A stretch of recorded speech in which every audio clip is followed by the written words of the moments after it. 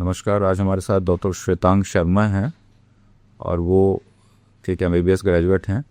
उनसे जानते हैं कि उन्होंने कैसे अपने मेडिकल की जर्नी को शुरू किया, कहाँ से किया और अभी उनके क्या एस्पिरेशंस और क्या करना चाहते हैं। सो डॉक्टर श्वेतांग, अपने बारे में आप बताइए। आप कहाँ से हैं, आपने कहाँ से एमबीबीएस किया, कब किया और अभी आप क्या करते हैं? हेलो एवरीवन, मेरा नाम डॉक्टर श्वेतांग शर्मा है। मैंने एमबीबीएस पास आउट किया from Rama medical college Hapur से in the year 2023। After that मैंने जॉब की थी as a medical officer in government setup और मैं गाज़ियाबाद में रहता हूँ, इंदिरापुरा में। सो आपने लगभग 2 साल पहले इंटर्नशिप कंप्लीट कर ली थी और आपने उसके बाद अपने मेडिकल कॉलेज से निकलने के बाद गवर्नमेंट सेटअप में काम किया जी सर। और अब आप प्रैक्टिस करते हैं गाज़ियाबाद में। जी सर। तो जो मेडिकल कॉलेज में आपने पढ़ाई की और अब जो आप प्रैक्टिस करते हैं, तो उसमें क्या गैप लगता है आपको? कौन सी ऐसी चीज़ें जो मेडिकल कॉलेज में आपको सीखनी चाहिए थी या मेडिकल कॉलेज में पढ़ाया जाना चाहिए जो वहाँ पे नहीं है और अब आपको लगता है कि वो चीज़ें हमें आनी चाहिए? जी सर, बिल्कुल। तो सर मैं बताना चाहूँगा कि मेडिकल कॉलेज में कोर्स करिकुलम तो स्टैंडर्ड रहता ही है, सभी मेडिकल कॉलेजेस में वही रहता है। और उसमें लेकिन जो मुझे चीज़ें फील हुई हैं, जो गैप रहता है वो थोड़ा प्रैक्टिकल एक्सपोजर का रहता है। तो क्योंकि इंटर्नशिप का टाइम 1 ईयर का रहता है और डिपार्टमेंट बहुत सारे होते हैं, उसमें हम उतना प्रैक्टिकल एक्सपोजर नहीं हो पाता हमें। जैसे आप बात करते हैं कि जनरल प्रैक्टिस में हमें पेशेंट के साथ फेस टू फेस पेशेंट को ट्रीट करना है, उनके सिम्टम्स को जानना है, उसके अकॉर्डिंग हमें उनको ट्रीटमेंट प्रोवाइड करना है। तो उसमें क्या रहता है कि डोज एडजस्ट करनी पड़ती है पेशेंट के लिए, सही मेडिसिन की चॉइस करनी पड़ती है कौन सी रहती है। तो वो सब चीज़ें, कितने दिन कोर्स कंटिन्यू करना है, तो इन सब चीज़ों का थोड़ा मतलब मेडिकल कॉलेज में इन चीज़ों का थोड़ा गैप रहता है। वो चीज़ें हम जनरली वहाँ पर सीख नहीं पाते। प्रैक्टिस के लिए जो अभी जो ट्रेंड है कि सब लोग स्पेशलिस्ट कोर्सेज में जाते हैं और स्पेशलिस्ट कोर्सेज के लिए नीट पीजी होती है।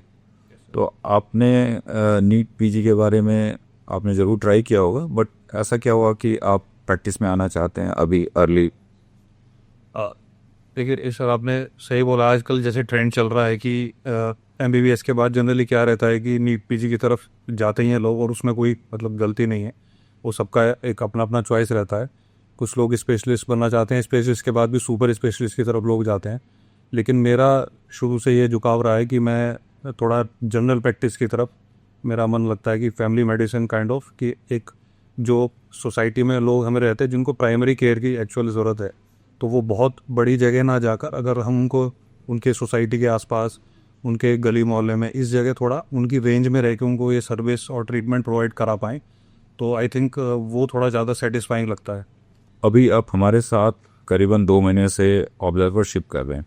Yes sir. प्रैक्टिकल यहाँ पे जो पेशेंट्स केयर हैं उनको आप देखते हैं, उनको ऑब्जर्व करते हैं। तो आपकी पिछले 2 महीनों में क्या लर्निंग हो, क्या आपने सीखा in terms of clinical practice और in terms of communication skills या और कुछ जो मैनेजरियल एस्पेक्ट ऑफ क्लिनिक हैं? पहले आप बताएं कि क्लिनिकली आपने क्या सीखा। जी सर। सर क्लिनिकली मैं बताना चाहूँगा कि मेरा बहुत अच्छा एक्सपोजर रहा है यहाँ पे। अभी तक जो चीज़ें मतलब मैंने बुक्स में ही पढ़ी थी और जस्ट हम देखते थे कि ऐसे ये पेशेंट के ये सिम्टम्स आते हैं, ऐसा होता है, ये जनरली चीज़ें बुक्स तक ही सीमित रहती थी। लेकिन यहाँ आने के बाद क्या रहता है कि क्योंकि एक फैमिली मेडिसिन क्लिनिक है, तो यहाँ पे पेशेंट्स की बड़ी अच्छी वैरायटी देखने को मिल जाती है। यहाँ पर अभी मानिए कि सर दर्द से लेके और फीवर, तरह तरह के इन्फेक्शन, हर तरीके के पेशेंट्स यहाँ पे आते हैं। और उसके लिए उनको कैसे उनके साथ कम्युनिकेशन करना है, कैसे उनसे सिम्टम्स के बारे में जानकारी लेनी है। कई बार पेशेंट्स आते हैं, अपनी प्राइमरी कंप्लेंट कुछ और होती है, लेकिन उनसे हम जब कम्युनिकेशन करते हैं, उनसे क्वेश्चन आंसर करते हैं, हिस्ट्री पूछते हैं, तो पता चलता है कि उसका डायग्नोसिस कुछ और ही है। तो इन चीज़ों का एक प्रैक्टिकल एक्सपोजर होने के बाद ही ये चीज़ें सीखने को मिलती है। चीज़ें जो आपने बताया कि क्लिनिक में आपने सीखा या आपने ऑब्जर्व किया, तो ये क्या इंटर्नशिप में नहीं की जा सकती थी या की जा सकती हैं? इंटर्नशिप में सर की जा सकती हैं, लेकिन उतना एक्सपोजर वहाँ पे पॉसिबल नहीं हो पाता। उतना इंडिविजुअल, एक जैसे यहाँ पे मुझे एक इंडिविजुअली सीखने को मिला है, आपके साथ मैं रहा हूँ यहाँ पे, तो एक जो इंडिविजुअल एक्सपोजर रहता है वो इंटर्नशिप में उतना पॉसिबल नहीं हो पाता है। क्योंकि वहाँ पे देखिए स्टूडेंट्स काफ़ी सारे होते हैं, इंडिविजुअल 10-10, 20-20 स्टूडेंट्स के बैच बनते हैं। तो उतना जो एक प्रैक्टिस के लिए जो चीज़ ज़रूरी होती है वो चीज़ वहाँ पे कहीं ना कहीं लैग कर जाती है। और ये चीज़ जैसे हॉस्पिटल में भी बहुत सारे हमारे यंग डॉक्टर्स एज रेजिडेंट काम करते हैं, तो क्या हॉस्पिटल सेटिंग में ये चीज़ नहीं सीखी जा सकती है? हॉस्पिटल में भी देखिए अगेन वहाँ पे क्या रहता है कि हॉस्पिटल्स में सीखने को डेफिनेटली मिलता है, वहाँ पे भी ऐसा नहीं है। लेकिन अगर हम अपनी प्रैक्टिस में आने की बात सोचें अगर कि हमें अपनी प्रैक्टिस करनी है, तो उसमें सिर्फ पेशेंट देखना नहीं, उसमें और बहुत सारी चीज़ें भी आ जाती हैं जो कि हम मतलब उसमें क्लिनिकल एस्पेक्ट आ जाता है। पेशेंट के साथ इंडिविजुअल आपका कनेक्ट कैसा हो रहा है, उसके साथ आप कैसे कम्युनिकेट कर रहे हैं, ठीक है। उसके बाद आपकी जो उनका जो डोसेज वगैरह चलती है, मेडिसिन चलती है, उसका एडजस्टमेंट है, क्लिनिक का ओवरऑल मैनेजमेंट कैसा है। तो ये काफ़ी मतलब एक ब्रॉड एस्पेक्ट है जो हॉस्पिटल में हम सीख नहीं पाता। मेडिकल कॉलेज में भी एक्सपोजर लिया होगा पेशेंट्स का, और क्लिनिक पे भी पेशेंट्स आपने देखे, तो मेडिकल कॉलेज में या हॉस्पिटल्स में जो पेशेंट्स आते हैं उनकी वैरायटी और प्रोफाइल और क्लिनिक के जो पेशेंट्स होते हैं उनकी वैरायटी प्रोफाइल में कुछ फ़र्क लगा आपको? जी बिल्कुल फ़र्क रहता है सर। उसमें उसमें क्या रहता है कि क्लिनिक में जैसे पेशेंट आ रहे हैं और जो हॉस्पिटल में आ रहे हैं, हॉस्पिटल में क्या रहता है, एक तो वहाँ पे मतलब रश बहुत ज़्यादा रहता है, तो इंडिविजुअल अटेंशन पेशेंट्स को वहाँ पर नहीं मिल पाता, कई बार चाह के भी हम नहीं दे पाते हैं क्योंकि नंबर ऑफ़ पेशेंट्स इतना ज़्यादा रहता है कि थोड़ा उस तरह का नहीं एक्सपोजर हो पाता।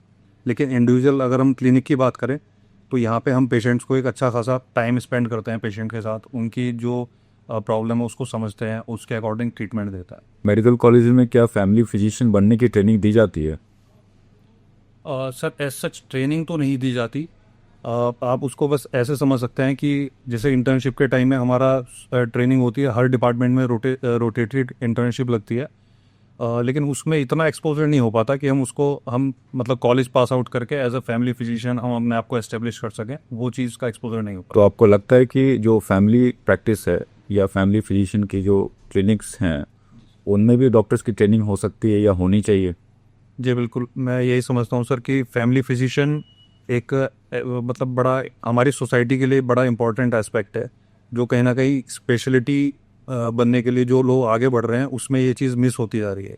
तो उसमें जो बेसिक ट्रीटमेंट है कहीं ना कहीं लोगों को वो नहीं मिल पा रहा है। हॉस्पिटल में जो डॉक्टर्स काम करते हैं और जो फैमिली फिजिशियंस कम्युनिटी में काम करते हैं, तो उनके जो फाइनेंशियल जो इनके इनकम है, इंसेंटिव है, या हम कहें कि जो एक जॉब श्योरिटी होती है, तो उसको आप किस नज़रिए से देखते हैं? क्योंकि हॉस्पिटल में तो फिक्स जॉब्स इनकम है, जी सर। इंडिविजुअल प्रैक्टिस में स्ट्रगल है, आपको अपनी प्रैक्टिस बिल्ड करनी पड़ती है, तो आप ऐसे लॉन्ग टर्म में इसको कैसे देखते हैं इनकम वाइज?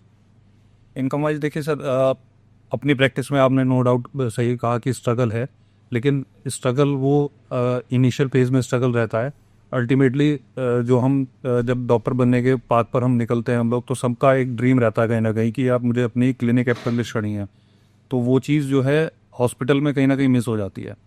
उसमें कुछ लोग उसी चीज़ से सेटिस्फाई होकर रह जाते हैं कि हम हॉस्पिटल में जॉब कर रहे हैं, सैलरी आ रही है, अच्छा है, सही है।